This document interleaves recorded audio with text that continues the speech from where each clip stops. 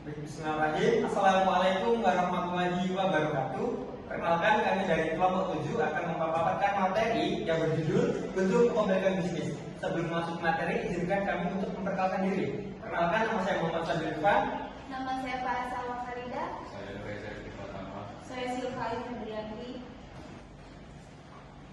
Yang pertama adalah latar belakang yang menurut Winardi, kepemilikan bisnis adalah suatu bentuk hak kepemilikan atas kekayaan yang hasil dari aktivitas perusahaan yang dijalankan oleh individu, kelompok maupun lembaga berdasarkan bentuk hukum tertentu yang diakui oleh negara.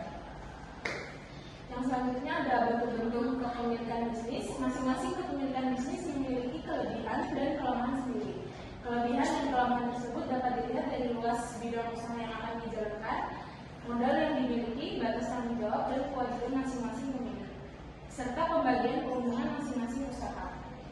Bentuk-bentuk kepemilikan bisnis yaitu yang pertama, perusahaan perseorangan. Perusahaan perseorangan adalah perusahaan yang dimiliki oleh satu orang.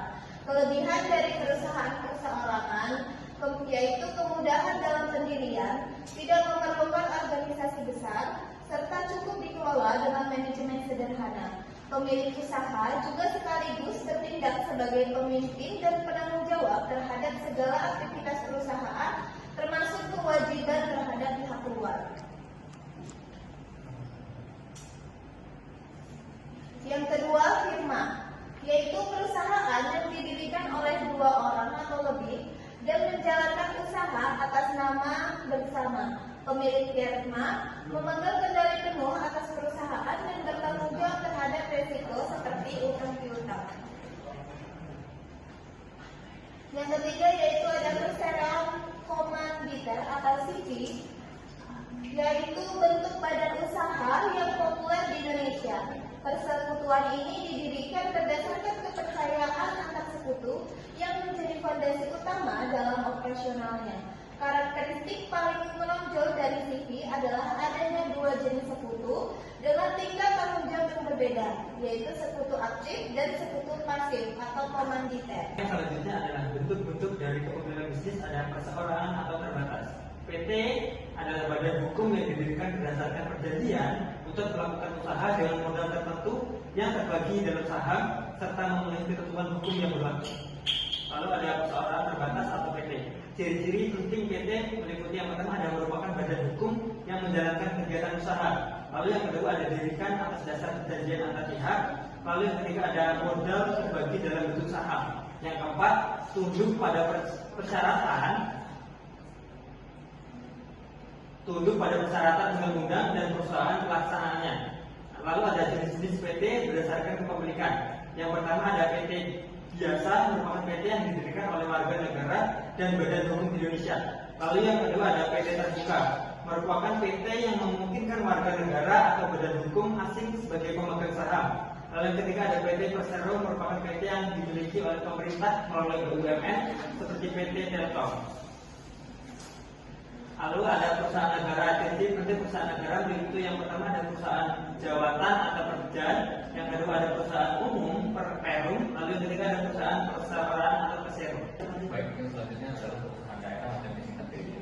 Jadi perusahaan daerah atau PDI didirikan berdasarkan peraturan daerah, peraturan daerah yang secara jelas menunjukkan sifat kepemilikannya yang berada di bawah kendali pemerintah daerah. Ini adalah bentuk badan usaha yang diciptakan untuk menjalankan fungsi-fungsi publik dan ekonomi demi kemajuan wilayah setempat. Pimpinan perusahaan daerah diangkat oleh kepala daerah. Ini bisa berupa gubernur, PJ provinsi, atau bupati atau wali kota atau PJ kabupaten atau kota. Yang artinya perusahaan daerah ini perusahaan milik daerah. Jadi dia fungsinya adalah untuk menjalankan roda ekonomi di daerah tertentu, baik itu di area provinsi maupun di area kota, yang dimana bisa saja arah geraknya sesuai dengan apa yang dibutuhkan oleh daerah tersebut. Bisa dia perusahaan daerah ini menyediakan sumber daya tertentu. Misal di dalam suatu daerah itu dia menyediakan tentang sumber air ataupun pemanfaatan SDA dan juga SDM lokal lainnya. Lalu yang selanjutnya ada yayasan. Fokus utama yayasan adalah pada bidang sosial, kemanusiaan, dan keagamaan. Ini bisa berarti berbagai aktivitas, mulai dari pendidikan, kesejahteraan, kesehatan, lingkungan, kebudayaan, hingga kegiatan keagamaan. Jadi yang membedakan yayasan ini dengan perusahaan lainnya yaitu orientasinya adalah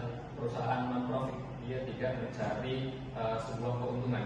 Lalu dari mana dana itu bisa didapatkan? Bisa didapatkan dari wakaf, hibah, dan juga sumbangan. Bisa kita lihat seperti beberapa contoh yayasan-yayasan yang sudah terkenal sekarang ini, misalnya yayasan yang didirikan oleh pendiri Microsoft, Bill Gates, yayasan Bill and Melinda Gates, itu dia bergerak di bidang-bidang tersebut. Lalu yang terakhir adalah koperasi. Koperasi adalah badan usaha yang beranggotakan orang-orang atau badan hukum koperasi yang menjalankan kegiatan atas dasar prinsip koperasi dan semangat kekeluargaan. Sebuah koperasi bisa dibentuk oleh sekelompok individu yang memiliki tujuan ekonomi yang sama, atau bahkan oleh beberapa koperasi yang bergabung untuk membentuk koperasi sekunder atau tersier.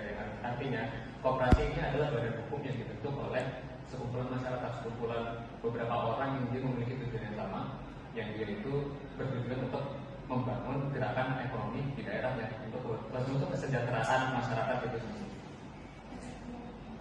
Baik, terima kasih atas perhatiannya. Jadi kesimpulannya adalah di sini kita sudah lihat beberapa jenis kepemilikan bisnis, dan tentunya di setiap kepemilikan bisnis baik dari CV, lalu perseroan terbatas, persero, perusahaan negara, koperasi, yayasan itu memiliki ruang lingkupnya sendiri dan juga memiliki sumber dananya sendiri, dan juga dia memiliki karakteristik tertentu yang dia bisa digunakan untuk tujuan-tujuan tertentu, baik itu mencari keuntungan atau juga mencari suatu kepentingan sosial yang bisa dilakukan oleh jenis-jenis bisnis tersebut. Yang artinya di sini pemilik bisnis atau pelaku usaha itu perlu menyesuaikan bagaimana bentuk usahanya nanti. Supaya apa? Supaya bisa sesuai dengan orientasi tujuan yang dia tetapkan dan juga sesuai dengan visi-visi yang ingin dia jalankan. Seperti itu. Baik, sekian presentasi dari kami. Bila ada salah kata atau kurang dari kami, mohon maaf. Terima kasih. Wassalamualaikum warahmatullahi wabarakatuh.